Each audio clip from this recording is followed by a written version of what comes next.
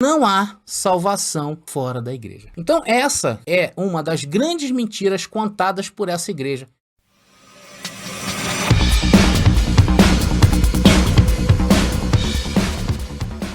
Vamos falar do encontro agora de uma mulher, a mulher samaritana. Então, em dado momento, pergunta onde deveria ser a adoração a Deus.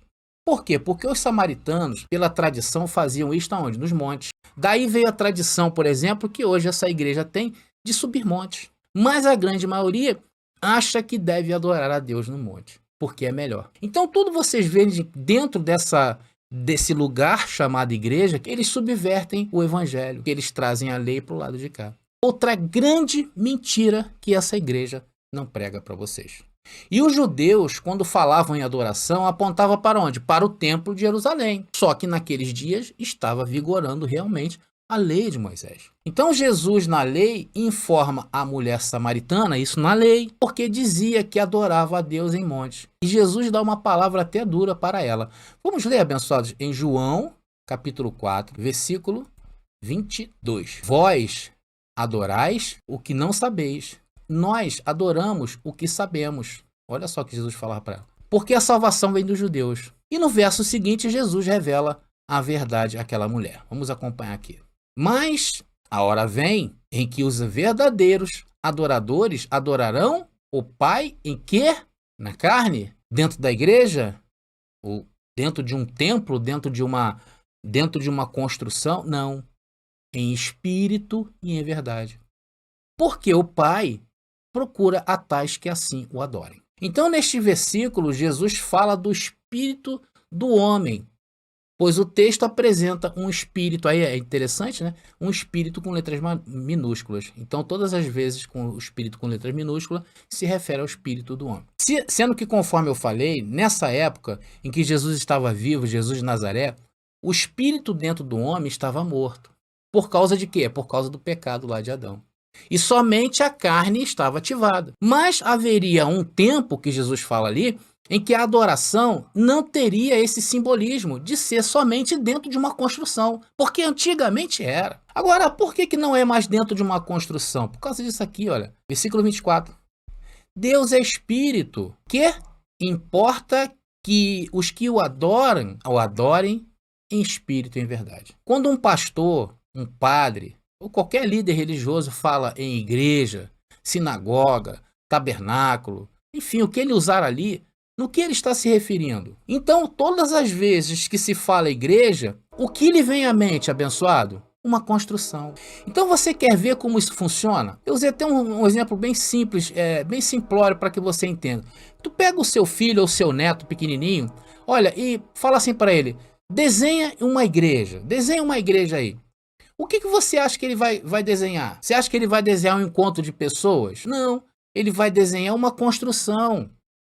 É assim que funciona na nossa mente. Ou funcionava, pelo menos aqueles que estão em graça hoje estão libertos disso. Mas ainda está em tempo de mudar a cabeça do seu filho em relação a isso, tá?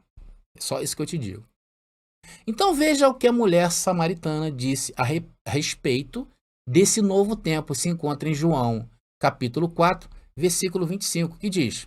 A mulher disse-lhe, eu sei que o Messias, que se chama o Cristo, vem. Quando ele vier, nos anunciará tudo. Então estas verdades bíblicas não é contada por aqueles que continuam alimentando essa grande mentira. Porque Jesus ensinava o povo a lei do desapego. Era necessário desapegar. Não tinha sido inaugurado o novo vivo caminho, que é da sua igreja, por exemplo, que somos nós reunidos. Então, chegando no templo, Jesus encontra quem? Os vendilhões. E mete o cacete lá nos caras, expulsando todo mundo. E depois ele ainda diz isso aqui, essa pérola, está em João, capítulo 2, versículo 19. Diz, Jesus respondeu e disse-lhes, derribai este templo, e em 3 dias o levantarei. Jesus foi muito criticado por causa disso, tá? Por que Jesus falou com tanto desprezo ao templo, que era a casa do Senhor? Porque Jesus não veio a ensinar os judeus, e nem ninguém, principalmente nós gentios, a apegar-se a templos, construções, a roupas, as questões da carne, faça, não faça. Não é isso. Jesus veio ensinar o lei a se desapegar. Por quê? Porque o juízo sobre o povo de Israel estava chegando. E era necessário se desprender, porque esse povo, o povo de Israel, ele iria acertar as contas com Deus no juízo final. E esse juízo final, é o que nós temos em entendimento, aconteceu ali por volta do ano 70. Então Jesus disse que iria destruir o templo. Porém, um novo e vivo caminho estava para ser inaugurado, que a adoração não seria mais nem em templos e nem em montes, nem muito menos em obras construídas por mãos de homens. Aí no versículo 21 de João capítulo 2, Jesus também solta essa pérola aqui, ó. Mas ele falava do templo do seu corpo. Então os judeus não entenderam, porque eles apontavam para a construção. Tanto que eles falam, Senhor, demorou tantos anos para ser erguido, e tu em 3 dias vai derrubar? Cristo, amados, ensinava naqueles dias ao povo desapegar. Veja o que Cristo está ensinando. Aqueles homens não entenderam nada, porque continuaram com suas práticas. E isso até o dia de hoje, erguendo templos. Aí você me pergunta assim, mas André, quando o povo se reúne para congregar, quando o povo se reúne para ter comunhão, para comungar ali, é uma igreja? É certo pensar assim ainda? Sim, abençoado. Sendo que aí está no sentido certo. O que eu estou trazendo aqui ao entendimento dos abençoados é que estas coisas, as coisas desta vida, não podem ultrapassar o espiritual.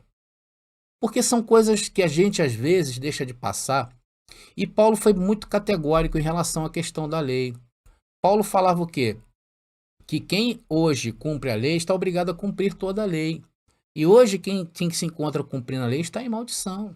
Então o certo é o quê? A igreja não é uma construção. Só que os líderes querem que vocês continuem pensando assim. Igreja é a reunião dos livres e salvos por Cristo das próprias coisas dos homens.